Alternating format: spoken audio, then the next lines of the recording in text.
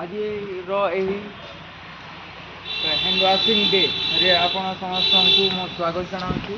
Hand wash ମଣିଷ ଜୀବନରେ ସୁସ୍ଥ ନିରାମୟ ଜୀବନଯାପନ କରିବାକୁ ହେଲେ ଆମେ ଆମର ସୁସ୍ଥ ପ୍ରତି ନିଶ୍ଚିତ ଭାବରେ ଧ୍ୟାନ ରଖିବା ଉଚିତ।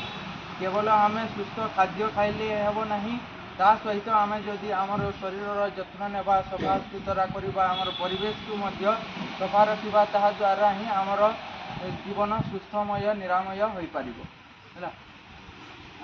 ତା ସହିତ ଆମେ ଉତ୍ତମ ଖାଦ୍ୟ ଖାଇବା, ସୁଷମ ଖାଦ୍ୟ ଖାଇବା, ଆମର ଯାହା ପରିଚ୍ଛଦ ଆମେ ବ୍ୟବହାର କରୁଛୁ, ଭୋଜନ କରୁଛୁ, ତାପରେ ହ୍ୟାଣ୍ଡ ୱାଶ୍ କରିବା ଉଚିତ ହେଲା। ତ ଏହିପରି ଭାବରେ ଆମେ ଯଦି ଯୋଗ ବ୍ୟାୟାମ ଏହିସବୁ କରିବା, ତାହା ଦ୍ୱାରା ଆମର ଜୀବନ ସୁସ୍ଥ ଏବଂ ନିରାମୟ ହୋଇପାରିବ। ତ ଆଜିର ଏହି ହ୍ୟାଣ୍ଡ ୱାସିଂ ଡେର ମୁଖ୍ୟ ଏଇଟା ବିଷୟ ଯେ ଆମେ ବିଭିନ୍ନ ରୋଗ ଦ୍ୱାରା ଆକ୍ରାନ୍ତ ହେଲେଣି, ବିଭିନ୍ନ ପ୍ରକାର ରୋଗ ସୃଷ୍ଟି ହେଉଛି ମଣିଷର ଦେହରୁ, ହଁ କି ନାହିଁ? ତ ମଣିଷ ଦେହକୁ ମଧ୍ୟ ସଫା ରଖିବା, ପରିବେଶକୁ ସଫା ରଖିବା ଦ୍ୱାରା ଆମେ ନିଶ୍ଚିତ ଉତ୍ତମ ସ୍ୱାସ୍ଥ୍ୟର ଅଧିକାରୀ ହୋଇପାରିବା।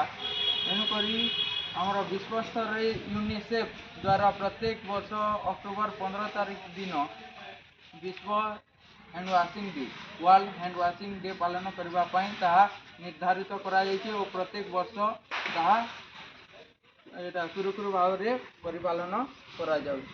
ତେଣୁକରି ଆମେ ସବୁବେଳେ ଆମେ ଖାଇବା ସମୟରେ ଯେତେବେଳେ ଖାଇବାକୁ ଯାଉଛୁ ତା ପୂର୍ବରୁ ଆମେ ଭଲସେ ହ୍ୟାଣ୍ଡ ୱାଶ୍ରେ ବା ସାବୁନରେ ତାହାକୁ ଏଇଟା ସଫା କରିବା। ନିଜର ଖାଦ୍ୟ ଏଇଟା ଥାଳି, ଯେଉଁ ଖାଦ୍ୟ ଖାଇବାର ଥାଳି ରହିଛି, ପ୍ଲେଟ୍ ରହିଛି, ତାହାକୁ ମଧ୍ୟ ଉତ୍ତମ ଭାବରେ ସଫା ରଖିବା।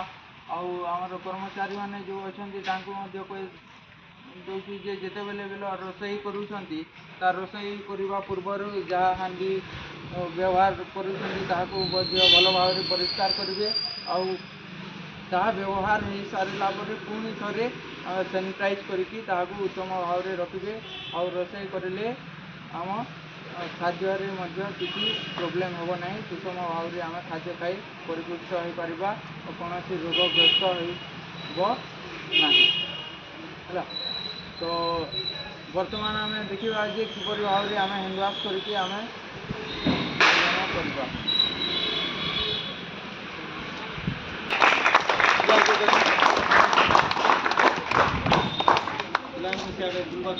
ହାତକୁ ଧୋଇଦେବା ଭଲସେ।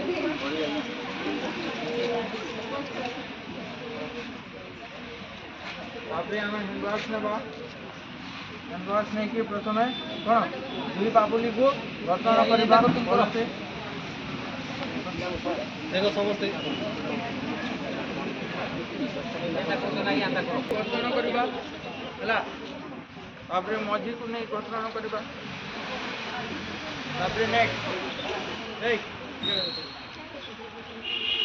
ଯେଉଁ ନଖରେ ମଇଳା ରହୁଛି ତାହାକୁ ମଧ୍ୟ କ'ଣ କରିବା ହେଲା।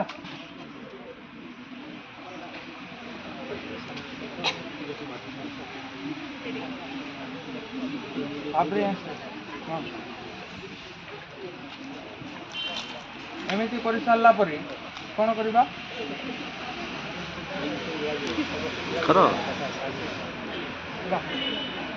ତାପରେ ଆମର ସଲା।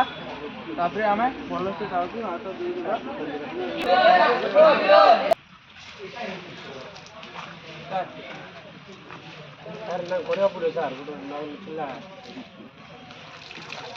ଦେଖାଯାଉଛି ତ ସମସ୍ତଙ୍କୁ?